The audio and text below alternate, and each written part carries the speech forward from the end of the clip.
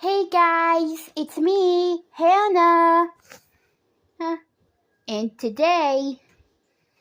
welcome back to another episode of Read Along with Hannah.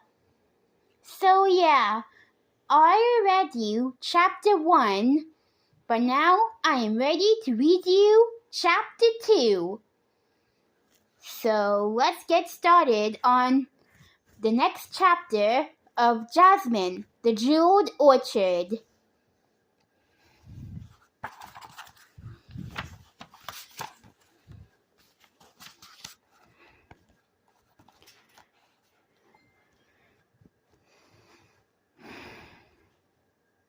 Chapter 2. Before she left the palace, Jasmine changed into a simple brown dress. Then she wrapped a matching plain brown scarf around her head.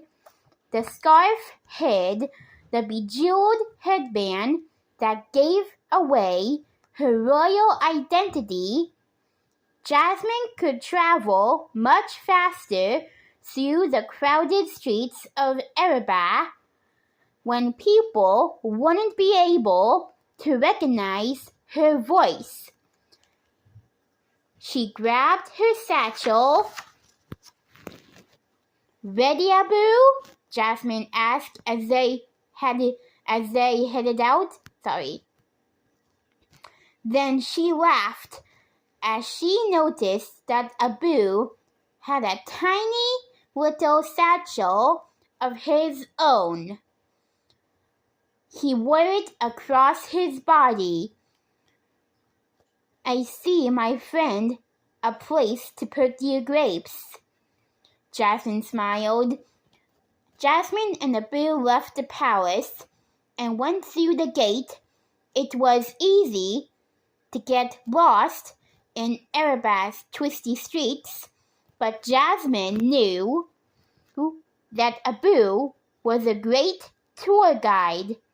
After all, he and Aladdin had lived on the city streets for years before they had come to the palace. Soon the pair reached the market.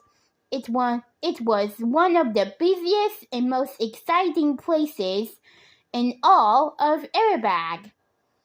Hundreds of stalls and tents lined the streets.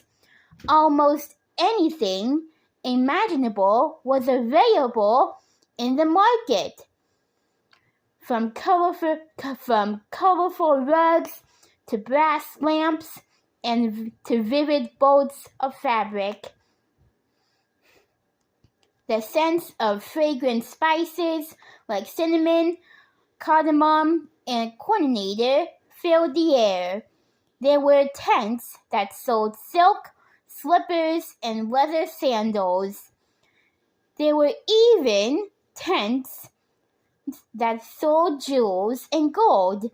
Usually, Jasmine loved to visit each and every stall, admiring all the beautiful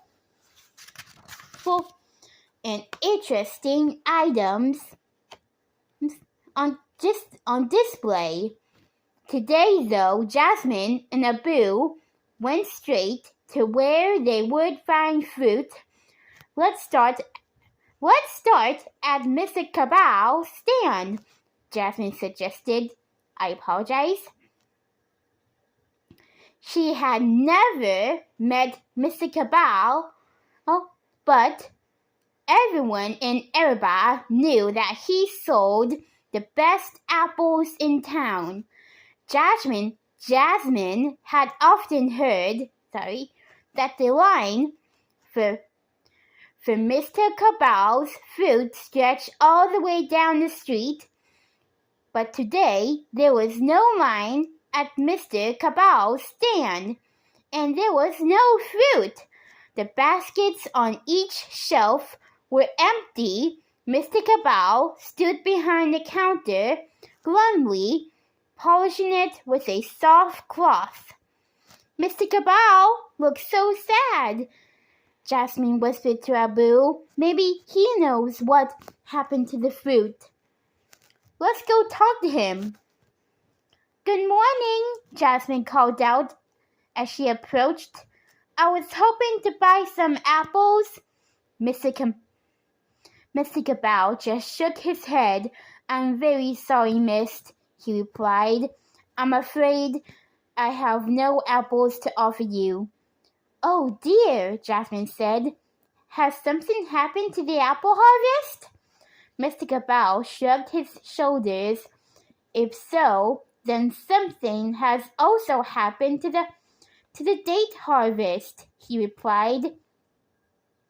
I placed my usual order for 2 bushels, and yet I received nothing. Hopefully things will be right tomorrow, Jasmine said as she smiled encouragingly.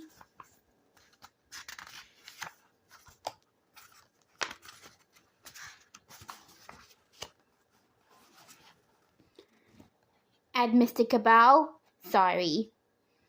He tried to smile back, but Jasmine could tell he was very worried.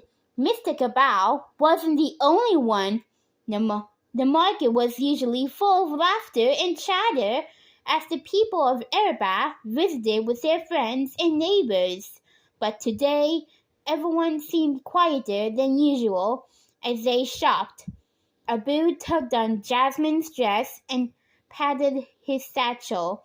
Of course, we'll stop by the grape stand, Jasmine promised him, but it is all the way across the market, since the pomegranate stand is closer. Let's go there next. Pomegranates were one of Jasmine's favorite fruits. She loved to drink tall glasses of cool pomegranate juice on hot afternoons.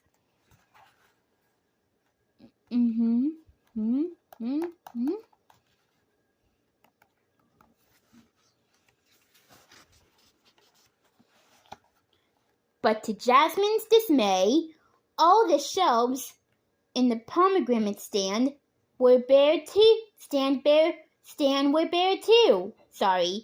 Then Jasmine and Abu visited the stall that always sold mangoes, well, almost always.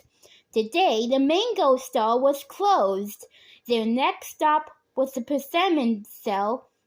Jasmine held her breath as she approached, hoping to see an enormous display of the small orange fruits, but every basket and shelf was empty. It was just as the royal chef had said. There wasn't a single piece of fresh fruit for sale in the entire market. This is so strange, Jasmine remarked. Abu, what could have happened? There was no reply. Jasmine looked down and realized that the monkey wasn't there. Abu, she said again, louder. This time, Jasmine looked to the left and the right. She looked under the counter and on the top of the canopy, but Abu was nowhere to be seen. The little monkey was gone.